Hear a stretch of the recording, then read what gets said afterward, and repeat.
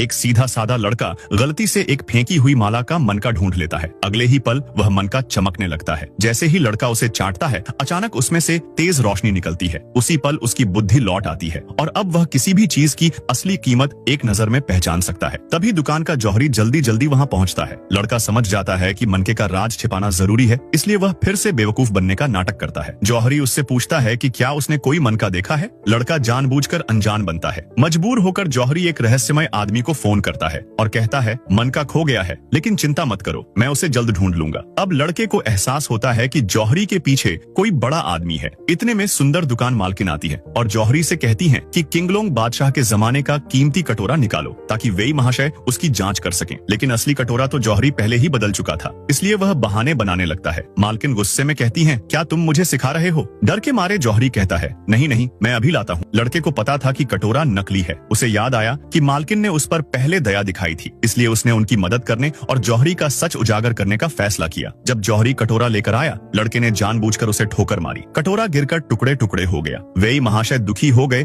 कि इतनी कीमती चीज टूट गई। तभी लड़के ने टुकड़े उठाए, पानी में डाले और जोर जोर से पीते हुए बोला वाह कितना मीठा है। शुरू में वेई महाशय ने उसे पागल समझा, लेकिन जब उन्होंने देखा कि टुकड़ों का रंग उतर रहा है तो उन्हें समझ आया कि कटोरा नकली है। मालकिन हैरान रह गई, क्योंकि जब यह कटोरा खरीदा गया था तब वे खुद मौजूद थी। लड़के ने सच बताया, जौहरी ने असली कटोरे को नकली से बदल दिया था। अपना पर्दाफाश होते देख जौहरी ने लड़के को चुप कराने की कोशिश की, लेकिन मालकिन ने लड़के से सीधे पूछा यह सब क्या है। लड़के ने जौहरी की तरफ इशारा करके कहा यह सब उसी ने किया है और उसने मुझे एक मनका भी दिया था। यह सुनकर मालकिन गुस्से में जौहरी से असली सामान के बारे में पूछने लगी। जौहरी मुकर गया। तब लड़के ने उसकी छुपाई हुई जगह बता दी और सारा असली सामान बरामद हो गया। लेकिन जैसे ही जौहरी गुस्से में लड़के को मारने बढ़ा, उसे पकड़ लिया गया। इसके बाद मालकिन ने लड़के की नजर की परीक्षा ली। उन्होंने उसे एक ब्रेसलेट दिखाया और कहा कि यह ले लो, लेकिन वेई महाशय जानते थे कि वह ब्रेसलेट भी नकली है। लड़के ने उसे जमीन पर पटक दिया। तभी सबको समझ आया कि लड़के की नजर बेहद तेज है। फिर मालकिन ने उसे परखने के लिए एक जेड का पेंडेंट निकाला। लड़के ने तुरंत पहचान लिया और कहा इसकी कोई कीमत नहीं है। इतना कहकर उसने पेंडेंट भी जमीन पर फेंक दिया। अब दोनों को पूरी तरह यकीन हो गया कि लड़के में चीजों की असली नकली पहचानने की अनोखी काबिलियत है।